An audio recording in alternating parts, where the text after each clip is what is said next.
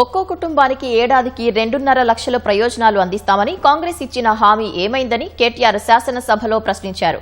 అలా అందుకున్న ఒక్క కుటుంబాన్ని అయినా చూపించాలని డిమాండ్ చేశారు. బీఆర్ఎస్ మాదిరిగా తాము హామీలు ఇచ్చి వదిలేయటం లేదని, కుటుంబాల వారీగా అందే ప్రయోజనాలపై లెక్కలు చెబుతామని ఉప ముఖ్యమంత్రి భట్టి విక్రమార్క స్పష్టం చేశారు. ముఖ్యమంత్రి గారు మాట్లాడుతున్నారు అధ్యక్ష, బయట ఏమంటున్నారు? జీరో వాల్యూ చేశాను ప్రజల ఆస్తుల విలువ కొంతమందిది అని చెప్తున్నారు. అధ్యక్ష, ఇవాళ జీరో వాల్యూ దేనికి ఉందంటే ఈ రాష్ట్రంలో ముఖ్యమంత్రి గారు చేసిన తొలి సంతకానికి జీరో వాల్యూ, ముఖ్యమంత్రి గారు చేసిన సంతకం ఉన్న తొలి ఫైలుకు జీరో వాల్యూ, మీ గ్యారంటీ కార్డులకు ప్రజల దృష్టిలో జీరో వాల్యూ, మీ డిక్లరేషన్లకు ప్రజల దృష్టిలో జీరో వాల్యూ, మూసీలో మీరు ముంచుతున్న ఇళ్లకు కాదు అధ్యక్ష, విశ్వసనీయత కోల్పోయిన మీ ప్రభుత్వానికి ఇవాళ ఈ ప్రజల దృష్టిలో జీరో వాల్యూ ఉందని మాట నేను విజ్ఞప్తి చేస్తా ఉన్నా అధ్యక్ష. సినిమాలకు శతదినోత్సవం చేసినట్టు ప్రభుత్వం వచ్చిన 100 రోజుల్లోనే అన్ని గ్యారంటీలు నెరవేరుస్తాం. ఇంకోటి చెప్పారు అధ్యక్ష, ఇందులో గంభీరమైన మాట, కాంగ్రెస్ గ్యారంటీలతో అందే ప్రయోజనాల విలువ 2,50,000 ప్రతి సంవత్సరం ప్రతి కుటుంబానికి. మరి 2.5 ఏళ్ళైంది అధ్యక్ష, ఒక్క కుటుంబం చూపెడతారా ఈ రాష్ట్రంలో? 2.5 లక్షలు అందుకున్న ఆ రోజు ఇచ్చిన ప్రకటన 2,50,000 రూపాయలు ప్రతి సంవత్సరం ప్రతి కుటుంబానికి అని మీరిచ్చిన మాటకు విలువ ఉందా?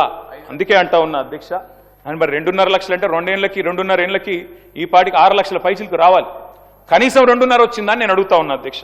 ఒకటే సంవత్సరంలో 4,50,000 ఇందిరమ్మ ఇళ్లని ఒక్కొక్క నియోజకవర్గానికి 3,500 ఇళ్ల లెక్క చొప్పున 22,500 కోట్ల రూపాయలతో పేదవాళ్ళకి ఇందిరమ్మ ఇళ్లు కట్టిస్తా ఉన్నాం అధ్యక్ష. ఇది దేశ చరిత్రలో ఏ రాష్ట్రంలో కూడా ఇంత పెద్ద ఎత్తున పేదవాళ్ళ కోసం ఇందిరమ్మ ఇల్లు కట్టించినటువంటి పరిస్థితి లేదు అధ్యక్ష. ఒకటేసారి 9 రోజుల్లో 9,000 కోట్ల రూపాయలు రైతుల అకౌంట్లో ఇచ్చినటువంటి చరిత్ర కూడా కాంగ్రెస్ ప్రభుత్వం ఉంది అధ్యక్ష.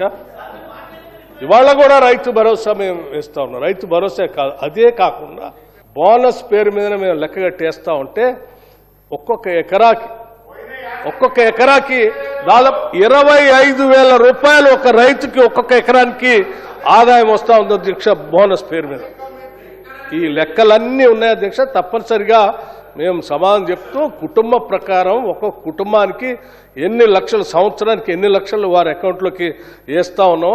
మీలాగా మేము డబల్ బెడ్రూమ్ ఇల్లు కట్టిస్తామని చెప్పి 10 ఏళ్ళు ఇల్లు కట్టించకుండా వదిలేయటం కానీ, ఇంటికో ఉద్యోగం ఇస్తామని చెప్పి ఎవరికి ఉద్యోగం ఇవ్వకుండా 10 ఏళ్ళు వదిలేయటం కానీ, లేకపోతే దళిత ముఖ్యమంత్రి చేస్తా అని చెప్పి 10 ఏళ్ళు ఎవరిని చేయకుండా వదిలేయటం కానీ, 3 ఎకరాల భూమి లేని నిరుపేదల ప్రజలకు పంచుతామని చెప్పి 10 ఏళ్ళు ఎవరికి పంచకుండా వదిలేయటం కానీ మేము చేయట్లేదు అధ్యక్ష.